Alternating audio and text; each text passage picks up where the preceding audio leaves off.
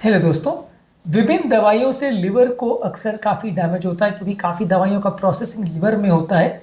आज कुछ useful tips आपको देंगे जिससे कि आप लिवर को होने वाली दवाइयों द्वारा नुकसान से लिवर की रक्षा कर सकेंगे या इस मामले में एटलीस्ट लिवर को कुछ हद तक आप बचा सकेंगे जब दवाइयों के द्वारा लिवर को डैमेज किया जाता है तो यानी ड्रग इंड्यूस हिपैटोटॉक्सिसिटी में क्या क्या चीज़ें आपकी मदद कर सकती है, आज इस पर बात करेंगे। टॉपिक पर जाने से पहले जो लोग हमारे चैनल पर नए हैं उन्हें रिक्वेस्ट करूँगा तो चैनल को सब्सक्राइब करें, वीडियोस को लाइक करें, शेयर करें, फॉलो करें, कमेंट करें, पूरा देखें।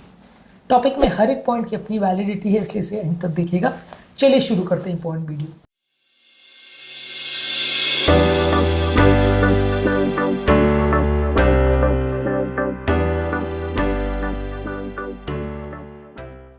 सबसे पहले तो दवाइयों का सिलेक्शन बहुत ज़रूरी है। कुछ स्पेसिफिक दवाइयाँ होती है जो ऑलरेडी हिपैटोटॉक्सिक होती है जिसके बारे में आपको पता होता है। यदि किसी व्यक्ति को ऑलरेडी लिवर का डैमेज है या ऑलरेडी लिवर की ऐसी कोई बीमारी है जिसमें उसका लिवर कॉम्प्रोमाइज़ है तो वहाँ पे आप उन दवाइयों के प्रयोग को अवॉइड करिए क्योंकि इस दवाइयों से उनकी कंडीशन बिगड़ सकती है। तो अगर किसी व्यक्ति को ऑलरेडी लिवर के इश्यूज़ है तो वहाँ पे हिपैटोटॉक्सिक दवाइयों को आप पहले से अवॉइड कर दे तो अच्छा है।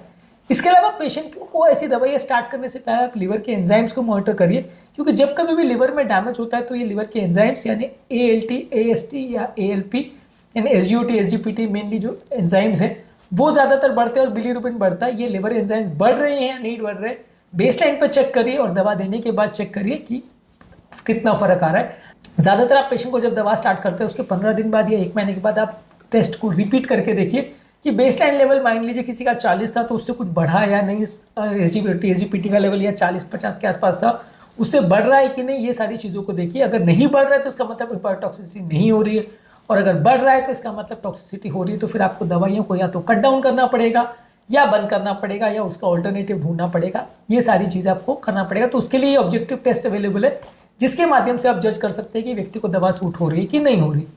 इसके अलावा इस मामले में पेशेंट को एजुकेट करने की ज़रूरत है कि अगर लिवर का कोई प्रॉब्लम है, जैसे लिवर डैमेज के क्या साइन होते हैं, जॉन्डिस के क्या साइन होते हैं, यूरिन का कलर डार्क होगा, आंखों का कलर डार्क होगा, स्किन का कलर डार्क होगा, उल्टी जैसी लगेगी, भूख नहीं आएगी, पेट में दर्द होगा। ये साइंस के बारे में पेशेंट को आप एजुकेट करिए ताकि पेशेंट को पता चल जाए कि जब कभी भी लिवर का डैमेज हो रहा है वो डॉक्टर को जल्दी रिपोर्ट कर सके। इसके अलावा कोई और ऐसी चीज़ें जिससे लिवर को डैमेज होता है, जैसे बहुत ज़्यादा फैटी चीज़ें हैं, बहुत ज़्यादा फ्रूट्स है, बहुत ज़्यादा अगर मीठी चीज़ें हैं या अल्कोहल है, ये सारी चीज़ों को अवॉइड करिए। कोई ऐसे केमिकल्स हैं जो लिवर को डैमेज कर सकते हैं तो उनको अवॉइड करिए क्योंकि इस दवाई पर पेशेंट को ऑलरेडी कॉम्प्रोमाइज़ होने का रिस्क है। तो वैसे केस में आप कुछ एक्स्ट्रा गड़बड़ नहीं करना चाहते जो आपके लिवर को कॉम्प्रोमाइज़ करे तो वो एक्स्ट्रा दवाइयों को अवॉइड करिए। इसके अलावा कुछ लाइफस्टाइल मॉडिफिकेशन है, जैसे ताज़ा फल सब्जी ज़्यादा लीजिए, होल ग्रेन्स, लीन प्रोटीन, ये सारी चीज़ें ज़्यादा लीजिए, पानी ज़्यादा मात्रा में पीजिए जो कि लिवर के टॉक्सिन्स को रिमूव करने में और बॉडी के डिटॉक्सिफिकेशन प्रोसेस में इंपॉर्टेंट रोल अदा करती है तो लिवर को प्रोटेक्ट करने में मदद करेगी।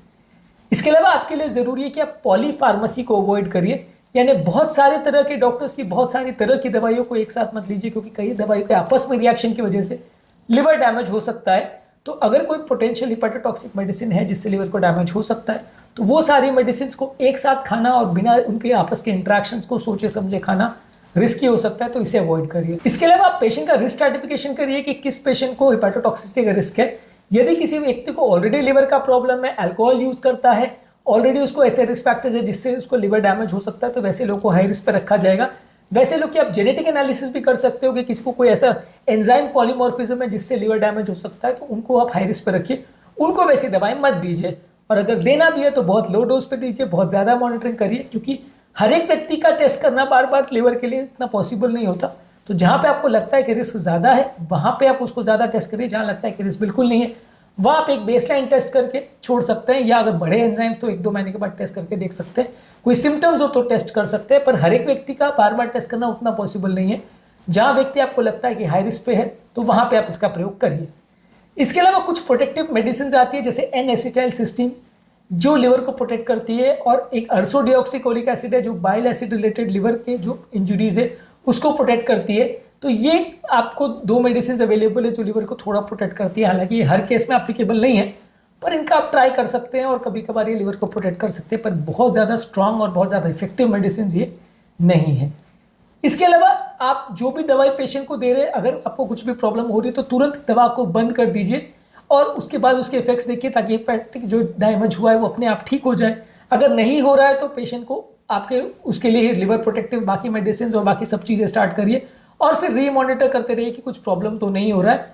और अगर वो दवा इसेंशियल है जिसके बिना काम नहीं चल सकता है तो कोई सेफर ऑल्टरनेटिव है उस पर स्विच करिए या एटलीस्ट डोज कम कर दीजिए। मान लीजिए आपने स्टैटिन 80 mg दिया अटोरवास्टैटिन, लिवर डैमेज हुआ तो आपने या तो उसको बंद कर दिया और अगर फिर देना भी है तो आपने 10 mg पे दिया, फिर देखा कि इफेक्ट आ रहा है कि नहीं, अगर फिर भी इफेक्ट आ रहा है तो बंद रखे, दूसरे मेडिसिन दिए।